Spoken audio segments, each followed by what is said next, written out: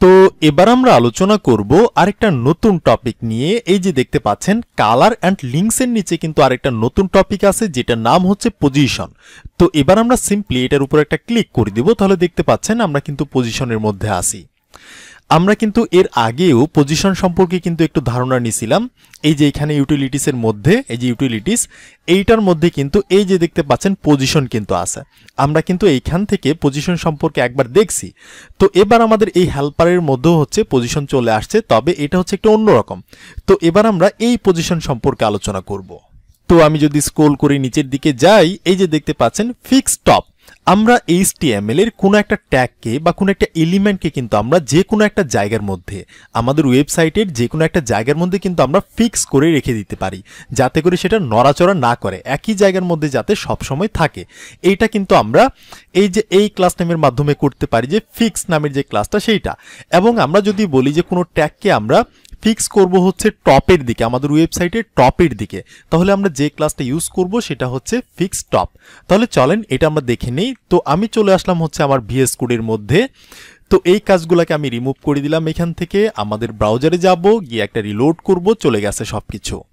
তো ওকে ওয়েল, এবার আমি প্রথমে একটা কন্টেইনার আমি ক্রিয়েট করতে পারি প্রতিবারের মতো যেভাবে আমি করি। তো এই ডিপের মধ্যে আমরা এখানে গিয়ে একটা বলতে পারি যে স্পেস ক্লাস, এবং আমি চাচ্ছি একটা কন্টেইনার ক্রিয়েট করতে। তো আমি একটা কন্টেইনার বানিয়ে নিলাম। তো এইটার মধ্যে আমি যে কাজটা করব, ধরেন আমি একটা ডিপ ক্রিয়েট করলাম, ঠিক আছে। এবং এই ডিপের মধ্যে আমি কিছু একটা করতে পারি, ধরেন আমি একটা বাটন ক্রিয়েট করতে পারি, বা আমি চাইলে এখানে একটা স্প্যান ট্যাগের মধ্যে কিছু একটা লিখতে পারি। ধরেন স্প্যান ট্যাগের মধ্যে কিছু একটা আমরা লিখব যে হ্যালো, বা আমরা লিখতে পারি যে হচ্ছে ফিক্সড, বা আমরা আগে দিতে পারি হচ্ছে এটা হচ্ছে আমাদের পজিশন ফিক্স কিছু একটা। ওকে, জাস্ট এটা হচ্ছে একটা টেক্সট।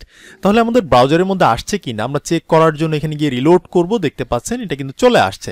তো এটার পিছনে আমরা একটা ব্যাকগ্রাউন্ড কালারও সেট করতে পারি। তো আমরা এখানে গিয়ে বলতে পারি স্প্যান ট্যাগের মধ্যে ক্লাস, এটার একটা ব্যাকগ্রাউন্ড হবে এবং ব্যাকগ্রাউন্ড কালারটা হবে আমরা প্রাইমারি কালারটা দিয়ে দিলাম। তাহলে এটার পিছনে কিন্তু একটা ব্যাকগ্রাউন্ড কালার পেয়ে গেল। তো এবার আমি যে কাজটা করব, এই ডিভের নিচে গিয়ে আমি কিছু একটা পি ট্যাগ আমি ক্রিয়েট করতে পারি এখানে। এই পি ট্যাগের মধ্যে আমি লরেম ইপসাম থেকে অনেকগুলো টেক্সট নিব। এই টেক্সটটা আমি কেন নিব, আমরা জাস্ট চেক করার জন্য নিব যে আমাদের এটা ফিক্স, মানে এটা ফিক্স হওয়ার পর এটা কেমন থাকে, এটা জাস্ট আমরা চেক করার জন্য এখানে কিছু টেক্সট নিব, যাতে করে আমাদের এখানে একটা স্ক্রোল বার চলে আসে। এখনো কিন্তু কোনো স্ক্রোল বার নাই। তো আমি এই জন্য লরেম থেকে হচ্ছে ধরেন আমি 400 বা 500 ওয়ার্ডের কিছু টেক্সট আমি নিয়ে নিলাম। দেখতে পাচ্ছেন অনেক টেক্সট কিন্তু চলে আসছে আমার সামনে। ওকে, তো এবার আমি এখানে যাব, রিলোড করব, তাহলে দেখতে পাচ্ছেন অনেক টেক্সট কিন্তু চলে আসছে। এবং অনেক টেক্সট থাকার কারণে এই যে এইখানে কিন্তু আমাদের একটা ভার্টিক্যালি স্ক্রোল বার কিন্তু চলে আসছে। দেখতে পাচ্ছেন এই যে আমরা কিন্তু স্ক্রোল করে করে দেখতে হইতেছে। তো এবার এই যে আমাদের এই যে জিনিসটা আছে পজিশন ফিক্স, ঠিক আছে, এই টেক্সটটাকে আমরা ফিক্স ভাবে রাখতে চাচ্ছি এবং উপরের দিকে, মানে ফিক্স যাতে টপের দিকে থাকে, পজিশনটা যাতে টপের দিকে থাকে এবং এইখান থেকে যাতে নড়াচড়া না করে, সব সময় যাতে এইখানেই থাকে, এই টপের মধ্যেই থাকে। তো আমরা কিন্তু স্ক্রোল করে এটা কিন্তু চলে যাচ্ছে উপরের দিকে, বাট আমি ফিক্স করব। তো এই জন্য আমাদের যেটা করতে হবে, ফিক্স টপ নামের ক্লাসটাকে ইউজ করতে হবে। তাহলে কি হবে, এই এলিমেন্টটা উপরের দিকে মানে টপের দিকে ফিক্স ভাবে থেকে যাবে।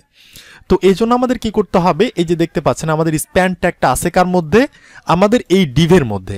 আমরা চাইলে এইখানেও ইউজ করতে পারি যে ফিক্স টপ নামের ক্লাসটা, এবং আমরা চাইলে এইটার যে ডিভ আছে এইখানেও আমরা ইউজ করতে পারি যে এটা কি হবে, এটা হয়ে যাবে হচ্ছে ফিক্সড টপ, উপরের দিকে সে ফিক্স হয়ে যাবে।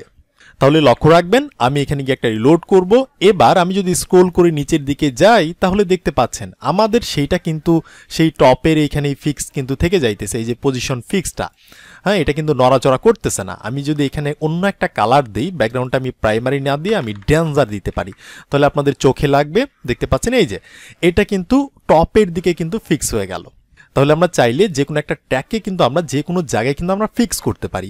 আমি যদি বলি যে আমি এইখানে দিব না, ধরেন আমি এই যে ডিপটাকে আমি রিমুভ করে দিলাম। ওকে, এখান থেকে হচ্ছে এই ডিপটাকে আমি রিমুভ করলাম, জাস্ট আমাদের একটা স্প্যান ট্যাগ আমাদের এখানে থাকলো। অ্যান্ড আমি এখানে গিয়ে রিলোড করব। সো আমি উপরের দিকে যাব, এই যে একটা স্প্যান ট্যাগ। আমি যদি স্ক্রোল করি তাহলে কিন্তু এবার ফিক্স নাই, কারণ হচ্ছে আমরা ফিক্সটা দিছিলাম হচ্ছে এইটার প্যারেন্ট ডিভের মধ্যে। তো আমরা ডিপটাকে কিন্তু ডিলেট করে দিছি। এবার আমরা যদি চাই যে আমরা স্প্যান ট্যাগের মধ্যেই এখানে গিয়ে বলবো আমরা কি করতে চাচ্ছি, আমরা ফিক্সড করতে চাচ্ছি। কোন দিকে করতে চাইতেছি? উপরের দিকে করতে চাইতেছি।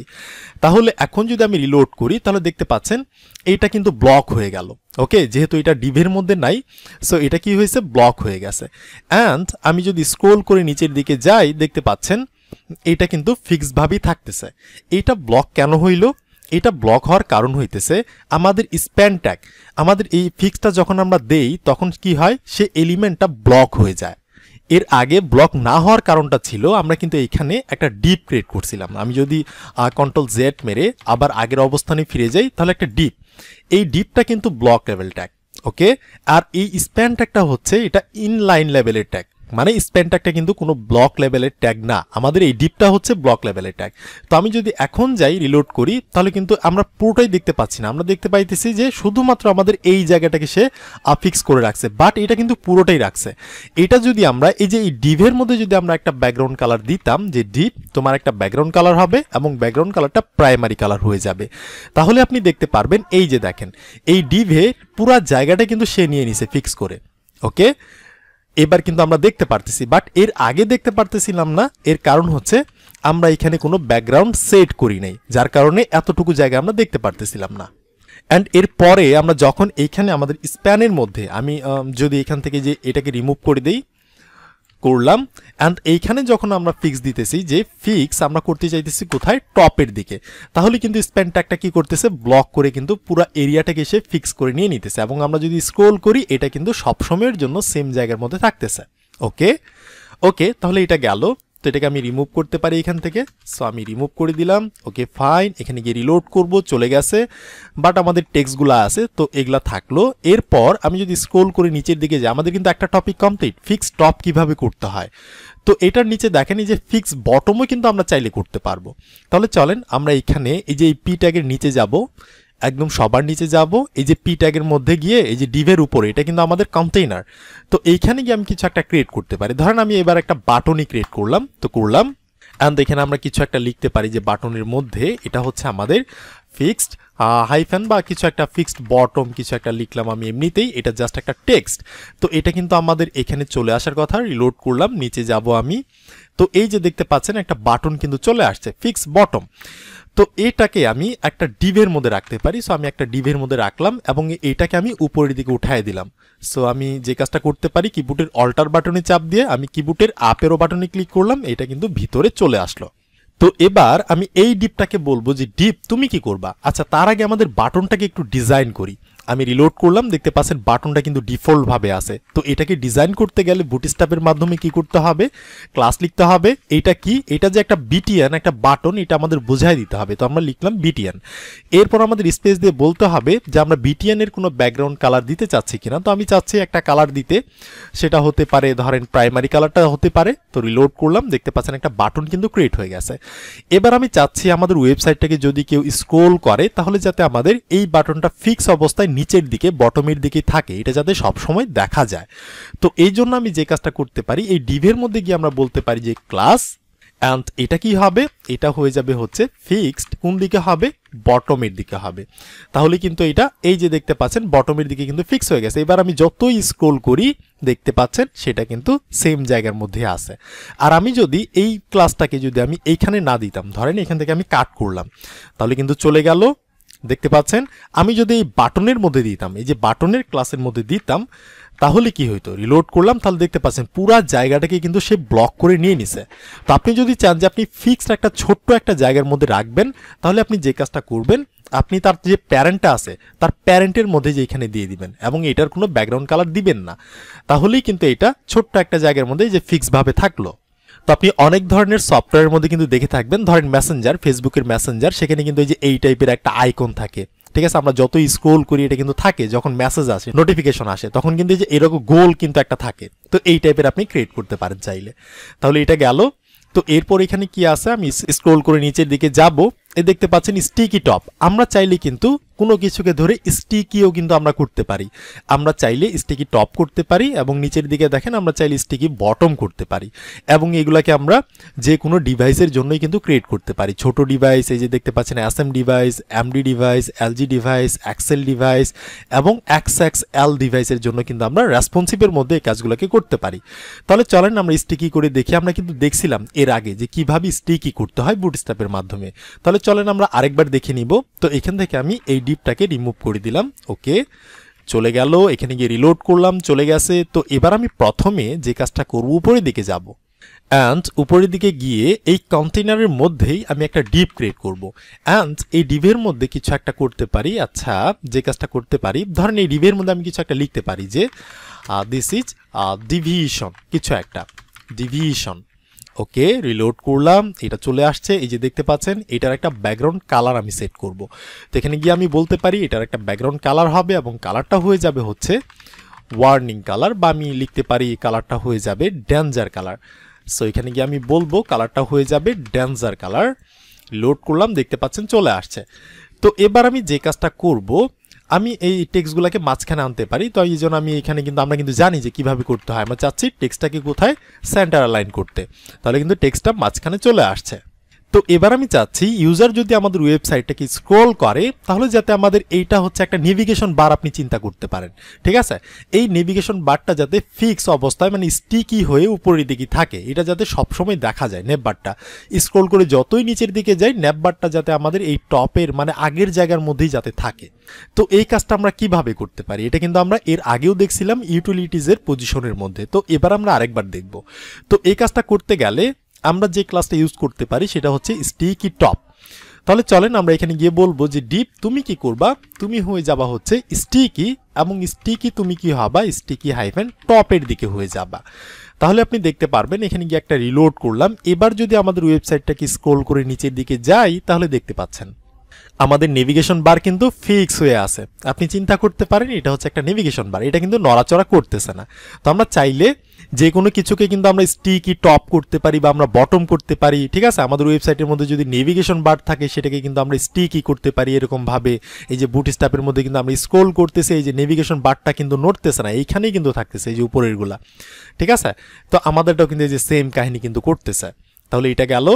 তো এবার আমরা চাইলে এটাকে রেসপন্সিভ আকারে কিন্তু বিভিন্ন ধরনের ডিভাইসের জন্য কিন্তু আমরা ইউজ করতে পারি। তাহলে সেটা কিভাবে করতে হয়, তো সেটা করতে গেলে আমাদের এই যে এইরকমভাবে মাঝখানে আমাদের ডিভাইসটাকে বলে দিতে হবে যে আমরা এসএম এর জন্য করতে চাচ্ছি, না আমরা এমডি নাকি বড় ডিভাইস, না এক্সেল নাকি এক্সএসএল, এটা আমাদের বলে দিতে হবে।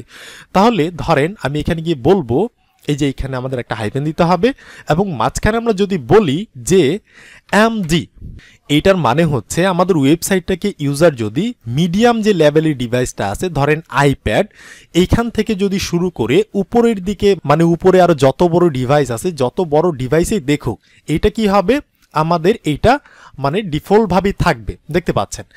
আর ইউজারের ডিভাইসটা যদি এমডি ডিভাইসের চাইতে নিচের দিকে হয়, মিডিয়ামের চাইতে নিচের দিকে মানে মোবাইল ফোনে হয়, তাহলে কি হবে আমাদের এই নেভিগেশনটা আর এখানে ফিক্স থাকবে না, দেখতে পাচ্ছেন? এই যে আমি যদি ছোট করি, সো আমি ছোট করলাম, ওকে। তো স্ক্রল বার এখানে আছে, দেখতে পাচ্ছেন এই যে এখানে কিন্তু স্ক্রল বার আছে। আমি যদি ছোট কোনো ডিভাইসের মাধ্যমে দেখি, লাইক হচ্ছে মোবাইল ফোন, তো আমি ছোট করলাম, সো এই যে এতটুকু থাকলো। এখন যদি আমি স্ক্রল করে নিচের দিকে যাই তাহলে দেখতে পাচ্ছেন আমাদের নেভিগেশন বারটাও কিন্তু হারাই যাইতেছে, উপরের দিকে উঠে যাইতেছে। তো আমরা কন্ডিশনটা কিন্তু এইভাবেই দিছি। আমরা যদি বড় কোনো ডিভাইসে দেখি মানে মিডিয়ামের চাইতে একটু বড় বা মিডিয়াম, তাহলে কিন্তু আমাদের রিলোড করতে হবে এখানে একটা। সো আচ্ছা, এটা মিডিয়াম হয় নাই, আমি আরেকটু বড় করি। তো এখন মিডিয়াম হওয়ার কথা। এখন যদি আমি স্ক্রল করি তাহলে দেখতে পাচ্ছেন আমাদের নেভিগেশন বারটা কিন্তু ফিক্স থাকতেছে। অ্যান্ড আমি এর থেকে যত বড় ডিভাইসেই দেখি না কেন, এটা কিন্তু এইভাবে ফিক্সই থাকবে, ওকে, দেখতে পাচ্ছেন। আর আমি যদি এখানে কন্ডিশনটা এইভাবে দেই, ধরেন এখান থেকে যদি আমাদের এলজি, সো আমাদের ওয়েবসাইটটা যদি আমি একটু ছোট করে নেই, 100% করে নিলাম। আচ্ছা, 100% করলে আমাদের টেক্সটটা কম হয়ে যাইতেছে, তো আমি এখান থেকে টেক্সটটাকে আর একটু বেশি করে নিতে পারি। তো নিচের দিকে যাব, এখান থেকে আমি টেক্সটগুলোকে রিমুভ করে দিব, করে দিয়ে আমি লরেম থেকে ধরেন 1000 ওয়ার্ডের কিছু টেক্সট আমি নিয়ে নিলাম।